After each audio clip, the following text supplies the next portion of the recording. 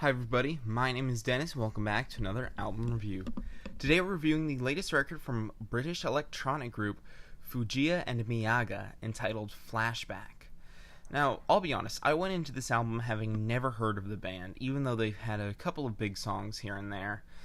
And this album is honestly laughably bad at points.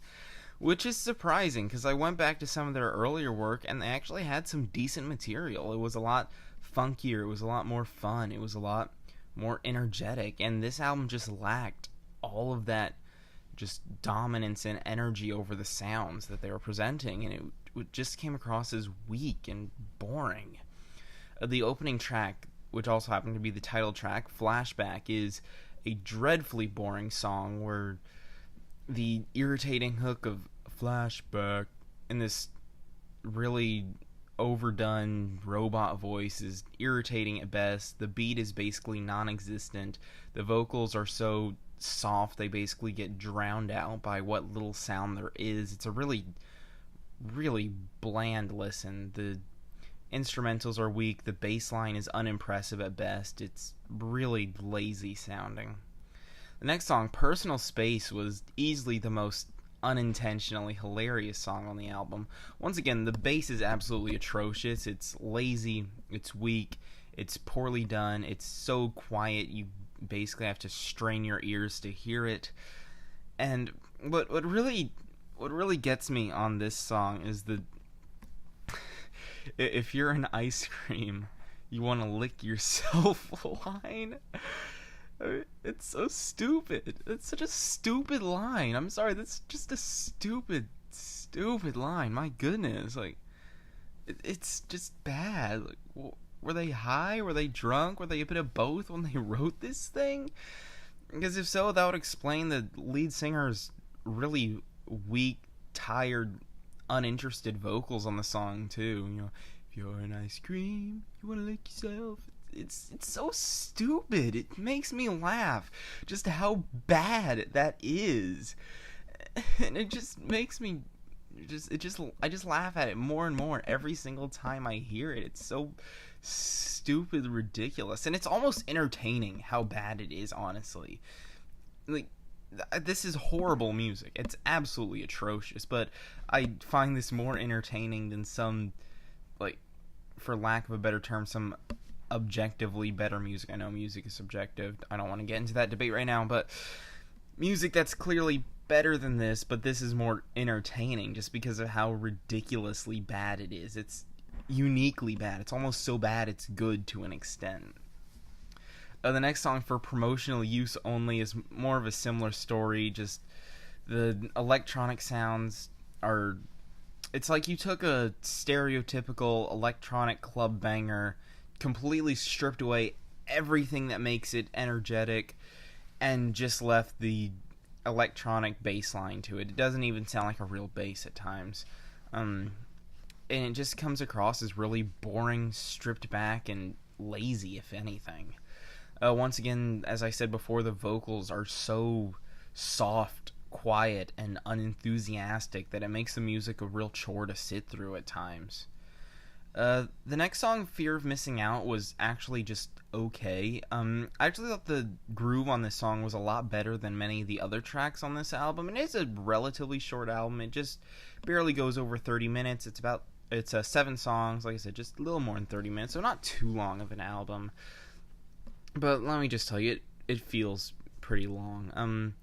Fear of Missing Out is actually not that bad. I actually really liked the instrumentals on it, but unfortunately, apparently they liked it too, because they decided to make 6 minutes out of it. And this song doesn't sound like it was made to be 6 minutes. It gets really repetitive, it gets really bland, and it really does hurt the song overall. I wish it was shortened to maybe 3 or 4 minutes, if anything, because the 6-minute runtime really makes this song just drag on, and it just goes on and on and on, and it makes what would be a fun, energetic song a really boring listen overall. And it's a shame, because these people are clearly talented. When I say that this album is horrible, I don't mean that these people are talentless. It's just they're using their talent in a really poor way. And I think this is a prime example of them doing something that actually sounds nice, but then just squandering what little they have. Because they had some good bass licks here and there on the song. The electronic elements actually merged decently nice. And the vocals are still just so-so with me, but they were actually better on this song than many of the other tracks. And it's a real shame, because I thought this song was actually decent, but the length of it and the repetitiveness just makes it so boring. And a song that I really do want to like, I just can't bring myself to, because of just how much if I can't bring myself to sit through the whole thing, really how much do I enjoy the song? And this is something that I find to be more of a chore to sit through than an enjoyable track. The next song, Subliminal, goes back to laughably bad. I see it. What do you see? I see it. What do you see? Or, you can't, or, it's invisible. What is it? It's invisible. What is it? It's invisible to the naked eye. What is it? And it ends up being some stupid, fake, deep nonsense of what it is. It's a laughably bad track. Once again, the bass heavy, I guess you could call it that, because pretty much all these songs run along their bass lines, and their bass lines are some of the weakest I have heard in a long time. It's really unfortunate. Subliminal is just another laughably bad track. Moving on from there, Dying Swan Act was actually somewhat decent. This one had easily one of the best instrumentals. Again, they actually did decently with their music here. The electronic elements, the bass lines actually formed together pretty well. A similar story to Fear of Missing Out, but this one does keep it to a tame 3 minutes, almost 4. And even though I do think the ending of this song is kind of awkward, where he starts spelling out the name of the band and then starts spelling out hand claps for some reason. I think that's kind of awkward. It's kind of stupid. It's another laughable moment on the album, but overall that takes up brief enough of a space where it doesn't really affect the overall enjoyment I had of the track. Again, I think the instrumentals were actually pretty good here. The vocals were still just so-so for me.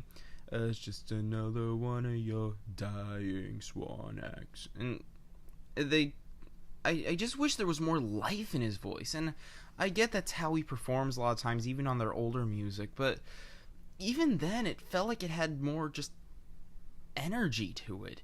It felt like he wanted to be there. It really sounds like he just doesn't care at this point, and that's not saying that he doesn't, it just comes across that way, and it's really, really unfortunate for this clearly talented band. From there, the concluding song on the album is easily one of the most boring listens on here. It's called, I think it's pronounced Gammon. Well, I should know how to pronounce it. They say it over and over again in the song.